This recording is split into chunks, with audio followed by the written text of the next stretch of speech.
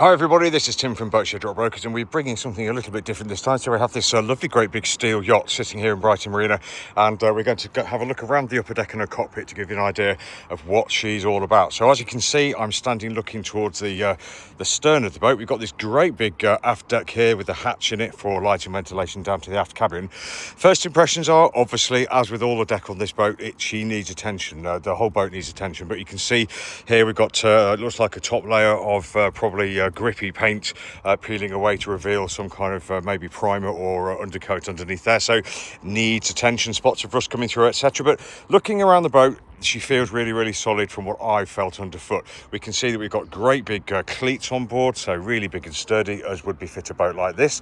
Just coming back towards the stern of the boat, you can see we have this, I think this is a bit of an overhang here, and in the port quarter you can see we have a port quarter seat, and that's attached to the railings and the radar arch, which isn't actually a radar arch but serves to hold the solar panels there. Okay, and we've got an outboard motor nestling there on the push pit, which I'm sure will need attention to, and we've got a wind vane sitting there, which could be very useful to somebody if they're planning on taking this boat long distance. Over on the starboard quarter there, again, we've got a seat, we've got a life raft sitting there that will no doubt need servicing or replacing, etc. But all in all, in this area, you can see just how much space we've got. We've got ropes here because we're tied up alongside, but apart from that, very uncluttered and plenty of room for deck chairs, sun lounges, all that kind of stuff, or to hang your washing out, etc.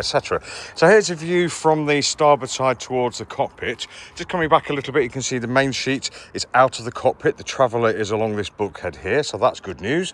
And we can see that we've got 4 large winches, all self-tailing as well. I'm pretty sure that they will need, sorry, that's 5 including the small one here, all self-tailing, and I'm sure that they'll all need a servicing too, but they are there.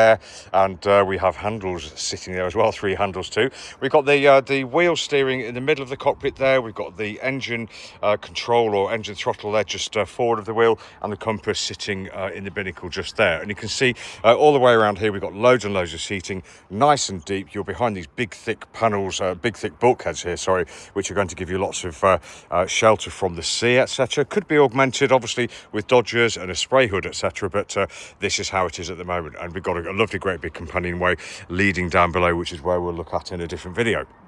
Just carrying on looking around, you can see we have storage binnacles all the way around the cockpit, really useful, and I'm sure the crew would all be happy sitting chatting away in there at sea. Just moving over to the coach roof here, you can see another large expanse of coach roof with not a great deal on it, so room for storage, extra storage, all that kind of stuff if needs be. We've got the wooden companionway and hatch galleries there needing a bit of attention, as you can see, and we've got 1 or 2 instruments here that I think are probably defective or out of not their best, which we'll need looking at. Now carrying on forward, you can see we've got rigging all over the place on this boat. It goes absolutely everywhere, so there's plenty of it, so I won't try and explain it all, but I will try not to fall over. And as you can see, we have got the companionway leading down the starboard deck here to the side deck, and again really nice and wide. You can see where the top coating is coming away, but it's very easy to traverse down here because it is so wide. Nice high guardrails as well with intermediate guard wires there, sorry, guard wires, not guard rails, and you can see the height of the tow rail there, absolutely massive, so that's going to be really useful for anybody wanting to stay on the boat or bracing on it, etc.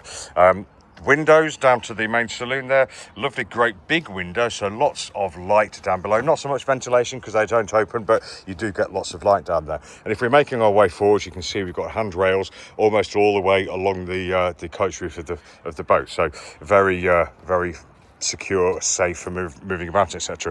Just spotted a midships cleat there. That's going to be useful for any crew, let alone a solo or a short-handed crew. And then as we come forward, we can see on the main coach roof there, we've got the mast. We've got 2 sets of granny bars there, which are always going to be handy. We've got an incredibly long foresail pole sitting there too, and we have got 3 winches on the mast there, all self-tailing by the looks of it. And obviously, yes, I agree, running rigging just needs to be taken away. away and changed, but it's all there, and hopefully that being there will help you to realise or work out what everything does, basically.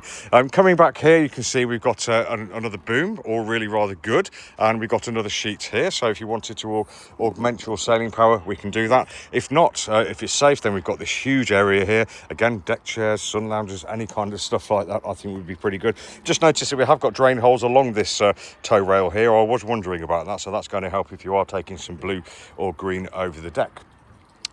Now, towards the front of the boat, you can see we've got the foredeck. Quite a lot going on here. We've got a hatch here for light and ventilation down below, two big cleats for mooring, and we've got the windlass on the right at the front of the foredeck there with, looks like a Bruce anchor sitting there in the single bow roller. Furling foresail there, sitting there. I don't know the condition of it, but you can see it hasn't been unfurled for a while, so that will at least need a valet, I should think, and I would imagine that the windlass will need servicing too.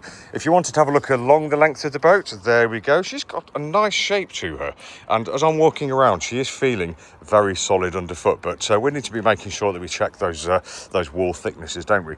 And then carrying on back towards the cockpit, there's the coach roof, here's the port side deck, really nice and easy to get along, and there's the master base there on the port side, and here we come along to the port companionway. Probably a gas locker under here, just to not checked in there yet, but we'll do shortly.